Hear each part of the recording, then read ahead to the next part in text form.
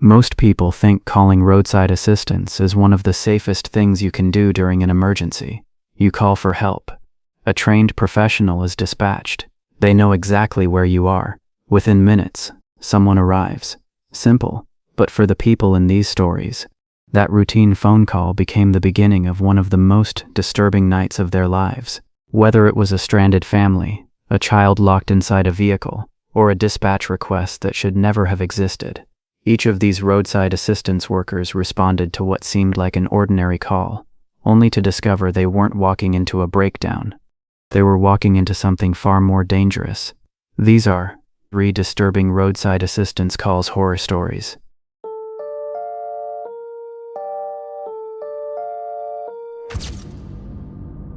I've been driving for roadside assistance for almost 10 years. If there's one thing the job teaches you, it's that people trust the dispatch system completely. When a call appears on your work tablet, you don't question it. The customer's information is there. The location is verified. The payment is authorized. Everything has already been checked before it reaches you. Your job is simple. Drive there. Help the customer. Move on to the next call. In thousands of service requests, I'd never once questioned whether a dispatch was real. Until one night in March of 2023. I was working the overnight shift and had just finished replacing a flat tire for a family stranded outside a truck stop. It was close to 3 in the morning. The roads were almost empty, and I was looking forward to finally grabbing a coffee before heading back toward the city. Then my work tablet chimed. New service request. The location was only 6 minutes away, an abandoned shopping plaza that had closed years earlier after most of the stores moved out. I thought it was an odd place to break down, but not impossible. People still used the empty parking lot to turn around or park overnight. The dispatch looked completely normal. Customer's name, phone number, vehicle description, payment authorization, GPS location, everything checked out. I accepted the call and headed over. The shopping plaza was exactly as I remembered. Half the parking lot lights were burned out. The storefronts were covered in plywood. Weeds pushed through cracks in the asphalt. The place looked abandoned. I slowly drove through the lot. No disabled vehicle, no hazard lights, no customer. I figured the GPS was slightly off. It happens. I called the customer, straight to voicemail. Then I contacted dispatch. The woman who answered immediately sounded confused. What service request? I read her the work order number. Silence. She asked me to repeat it. I did. Another pause. Then she said, "We don't have that job." I looked down at my tablet. The dispatch was still there. Customer information, vehicle description, everything. I even read the customer's phone number back to her. She checked again. Nothing. No customer by that name. No request from that location. No record of any call. I honestly thought the dispatcher's computer had frozen. Then my tablet chimed again. New service request. Same GPS location. Same abandoned shopping plaza. Different customer. Different vehicle. Everything else looked normal. I showed the new work order to dispatch over a video call. She couldn't see it. According to her screen, I had no active assignments. At that point, I started getting uncomfortable. I decided to leave. I shifted the truck into drive. Before I could move, another dispatch appeared. Then another. Then another. 5 requests in less than 2 minutes. Each one from the same property. Different names. Different vehicles. Different phone numbers. I realized something strange. The GPS pins weren't staying still. Each new request appeared farther inside the shopping plaza. Not by much. Maybe 20 feet. Then another 20. Then another. Almost like someone was watching where my truck was parked and placing the next request just a little deeper into the property. I slowly drove forward. The next dispatch appeared. Again. Farther ahead. This continued 4 more times. Every request pulling me deeper into the dark parking lot. I finally stopped and looked around. That's when I noticed something I hadn't before. At the far end of the property, behind what used to be a department store, I could barely make out another vehicle. No lights, just the silhouette, parked facing directly toward me. I couldn't tell what kind of vehicle it was, but I knew one thing. It hadn't been there when I arrived. I immediately threw the truck into reverse. Almost at the same moment, my tablet chimed again. Another dispatch. The GPS pin had moved. This time, it was directly beside that unknown vehicle. I didn't wait to see what happened next. I backed out of the parking lot and drove straight back to the highway. Only after I was several miles away did I stop to look at my tablet. Every service request was gone. No history, no active jobs, nothing. The following morning, our company's IT department pulled diagnostic logs from my tablet. They discovered something they'd never seen before. For nearly 12 minutes, my device had connected to a cellular transmitter that wasn't part of any commercial network. Someone had been broadcasting a fake signal powerful enough to fool older roadside assistance tablets into accepting false dispatch requests. Federal investigators later located the transmitter. It had been hidden inside the abandoned shopping plaza, powered by a large battery pack. The equipment was sophisticated, far beyond something an average person could build. Whoever installed it disappeared before police arrived. They never identified a suspect. I asked one of the investigators why anyone would go through that much effort just to send fake roadside assistance calls. He looked at me for a second before answering. "We don't think they wanted your truck." I asked what he meant. He said, "We think they wanted to know if someone would actually come." I transferred to daytime shifts a month later, because every now and then, when my work tablet makes that familiar notification sound, I still remember watching those GPS pins slowly move farther into that empty parking lot, like someone was trying to lead me somewhere I was never supposed to find. I've unlocked hundreds of vehicles during my time as a roadside assistance locksmith. Most lockout calls are simple. Someone leaves their keys on the driver's seat. The doors lock automatically. I show up, open the car. They're back on the road in 5 minutes. Every now and then, though, you get the kind of call that immediately makes your heart sink. Usually it's because there's a child locked inside. Those calls are treated differently. They jump to the top of the dispatch queue. No paperwork, no waiting. You drive straight there. This happened in August of 2022. I was working the overnight shift. It was about 1:50 in the morning when dispatch patched a customer directly through to me while I was driving back from another service call. I could hear a man breathing heavily, almost hyperventilating. Before I even introduced myself, he blurted out, "My son's locked in the car." I asked him to slow down. "How old is he?" "2.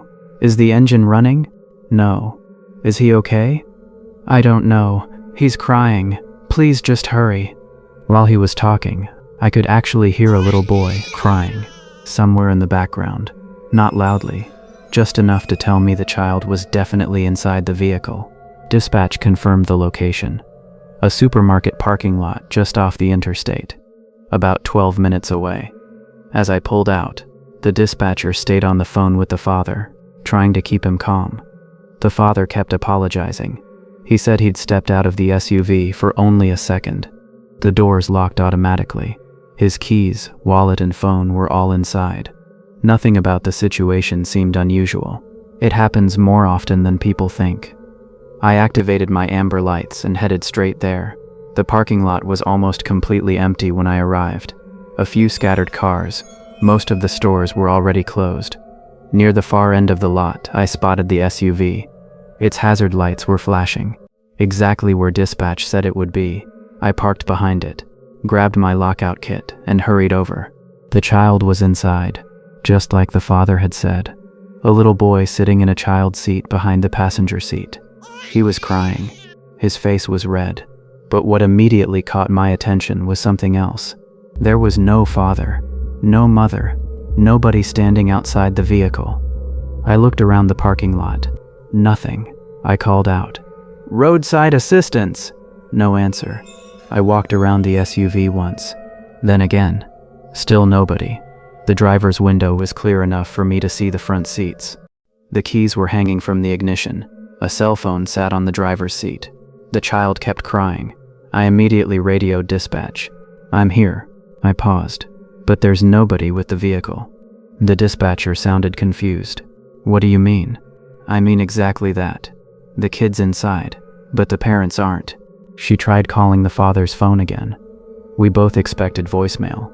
Instead, I heard a ringtone coming from inside the SUV. The phone on the driver's seat was ringing. Neither of us said anything for several seconds. The dispatcher finally whispered, "That's his number." At that point, I stopped asking questions. I unlocked the driver's door in less than 15 seconds and climbed inside. The little boy was terrified, but thankfully he appeared unharmed. I carried him out of the vehicle just as the first police officer pulled into the parking lot. Within minutes, the entire area was full of patrol cars. Officers searched every row of the parking lot, every nearby business, the wooded area behind the shopping center. Nothing. No sign of the father. No sign of anyone who had been with the child. Detectives later reviewed surveillance footage from nearby businesses. The emergency call had been placed just 6 minutes before I arrived. That created a serious problem. Even if someone had abandoned the SUV immediately after making the call, there wasn't enough time for them to disappear without being seen. Every exit from the shopping center was covered by cameras. Nobody matching the father's description was recorded leaving. Around sunrise, police finally found him. He was nearly 3 miles away behind an abandoned warehouse near an industrial park. He was unconscious. His wallet was missing. His phone was gone. When he woke up at the hospital later that afternoon, investigators questioned him. According to police, he remembered driving with his son after leaving a gas station. A pickup truck behind him kept flashing its headlights. Eventually, the pickup pulled alongside him. The driver pointed toward the back of his SUV and motioned for him to pull over. Thinking something might be wrong with one of his tires, he pulled into the supermarket parking lot. He stepped out to look around the vehicle. That's the last thing he remembered. Police never determined how he ended up miles away from where his son was found. They searched for weeks. They interviewed dozens of people. Nothing ever led to an arrest. I still think about that little boy sometimes, because when I arrived, he'd clearly been crying for a while. Long enough that whoever took his father had already disappeared. What bothers me most isn't that someone managed to abduct a man from a busy parking lot. It's that they somehow did it without ever taking the child, almost as if that was never the plan. I've been doing roadside assistance for almost 7 years. Most people think it's just changing flat tires and jump-starting dead batteries. Sometimes it is. Other times you're helping someone stranded on the shoulder of an interstate in the middle of a thunderstorm, or unlocking a car with a child accidentally trapped inside. You never really know what the next dispatch is going to be. One thing you learn pretty quickly is that people usually call roadside assistance on one of the worst nights of their lives. They're frustrated, scared. Sometimes they're completely alone. So when dispatch sends you a call, you don't ask many questions. You just go. That's exactly what I did one night in October of 2023. My shift was supposed to end at 2 in the morning. I'd already completed 6 service calls that night.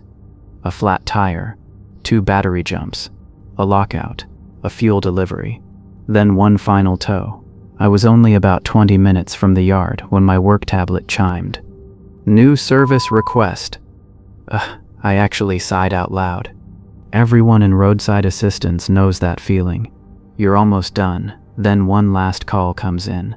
Normally I'd hope another driver was closer. Not that night. I was the only technician still available in that part of the county. The request seemed routine. Vehicle disabled. White SUV. Frontage road running alongside Interstate 81. About 15 minutes away. Customer waiting inside the vehicle. Priority level, standard. Then I opened the call notes. The dispatcher had added one sentence. Customer repeatedly requested that responding technician not use emergency lights when approaching. That caught my attention. Usually customers wanted us to use flashing amber lights so they could spot us from a distance. Not the opposite. I pressed the call button connected to dispatch. Any idea why she doesn't want the lights? The dispatcher hesitated, then said she wouldn't explain. I waited. She continued. She just kept whispering. I asked if she'd sounded injured. No. Crying? No. Scared? There was another pause. Finally she answered. I've been doing this almost 15 years. I've heard people panic. I've heard people scream. I've heard people having heart attacks. This was different. She sounded like she was trying very hard not to let someone hear her talking. That was enough to make me pay attention. I asked if law enforcement had been notified. The dispatcher said no. The caller never requested police, only roadside assistance. She said her SUV wouldn't start and she needed help immediately. Nothing more. I acknowledged the call and started driving. The farther I got from the interstate, the darker everything became. The frontage road was surrounded by open fields on one side and a dense tree line on the other. There were no businesses, no houses, very little traffic.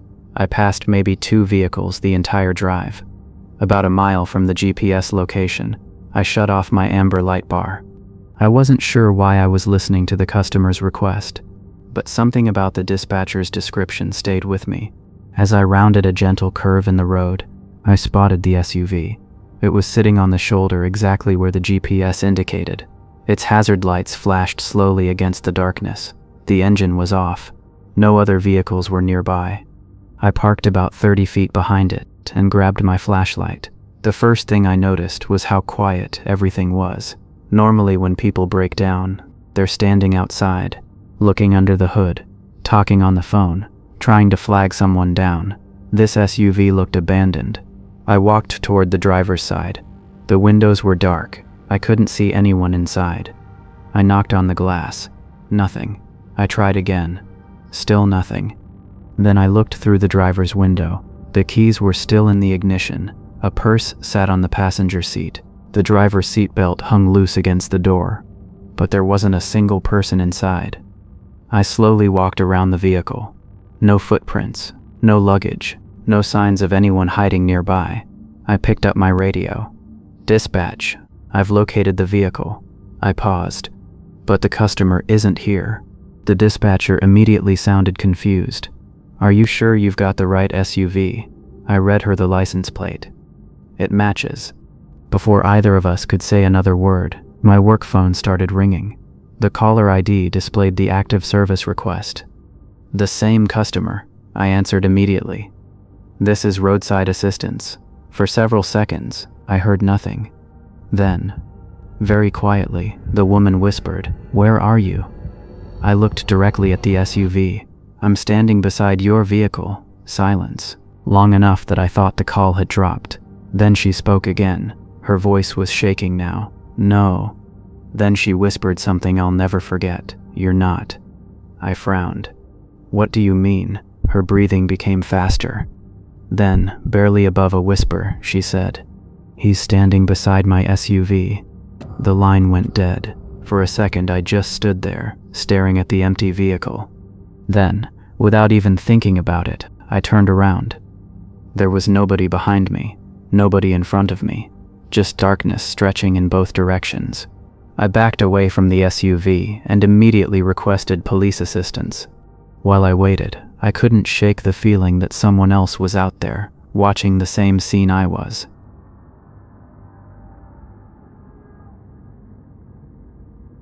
Those were 3 disturbing roadside assistance calls horror stories. What makes these stories unsettling isn't just the isolation of empty highways or the danger of working alone late at night. It's the fact that every one of them started with a simple request for help, a phone call, a dispatch notification, a stranded vehicle, the kind of situation thousands of roadside assistance workers respond to every single day. Most calls end exactly as expected, but every once in a while, someone answers a call that doesn't make sense, and by the time they realize something is wrong, they're already there. If you enjoyed tonight's stories, let me know in the comments which one disturbed you the most. And if you've ever experienced something strange while traveling late at night, I'd love to read your story. If you enjoyed the video, don't forget to leave a like and subscribe for more realistic horror stories every week. Thanks for listening. Drive safely, and I'll see you in the next one.